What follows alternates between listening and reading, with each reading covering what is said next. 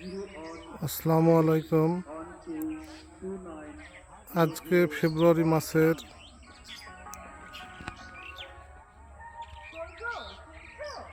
10 তারিখ 2026। এখন মুকুলের সিজন। প্রতি বাগানে চারদিকে মুকুল আর মুকুল। এই সময় মুকুলে অনেক সমস্যা হয়। মুকুল ভালো রাখতে আপনারা কি ওষুধ গাছে স্প্রে করবেন?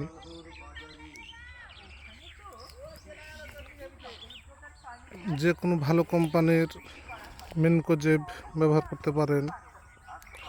মেনকোজেবের সাথে একটা কীটনাশক 2.5 ইসি ল্যামডা সাইহ্যালোথিন গ্রুপ, সাথে 1.8 মহারবিস 1.8 লালি এবং মহারবিস একত্রে মিশিয়ে গাছে স্প্রে করতে পারেন। তাহলে মুকুল আপনার অনেক পরিষ্কার থাকবে এবং মুকুলে অনেক গুটি সেট হবে। অনেক সব বাগানি ভাইয়েরা বাগানে ঠিকমতো কীটনাশক এবং ছত্রাকনাশক স্প্রে না করার কারণে আমের মুকুল নষ্ট হয়ে যায়, ফলে কাঙ্ক্ষিত ফলাফল পায় না।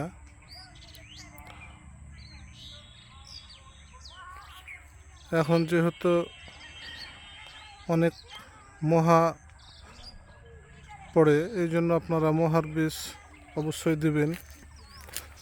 তাহলে মুকুলগুলো আপনার এরকম পরিষ্কার থাকবে এবং সুস্থভাবে বেড়ে উঠবে। তাহলে আপনারা কাঙ্ক্ষিত ফল পাবেন। এগুলো আমাদের কাটিমন আম। আল্লাহর রহমতে আমাদের কাছে পর্যাপ্ত পরিমাণে মুকুল এবং আমরা ভালোভাবেই বাগানে স্প্রে করছি।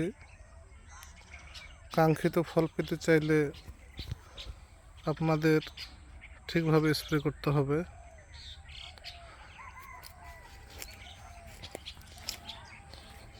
এবং গাছের গোড়ায় পানি দিতে হবে। যেহেতু এখন খরার মৌসুম, আকাশ থেকে পানি নাই। আমাদের প্রত্যেকটা গাছে দেখতেই পাচ্ছেন কত সুন্দর মুকুল, যেগুলোতে কোন ধরনের কোনো সমস্যা হয়নি আল্লাহর রহমতে।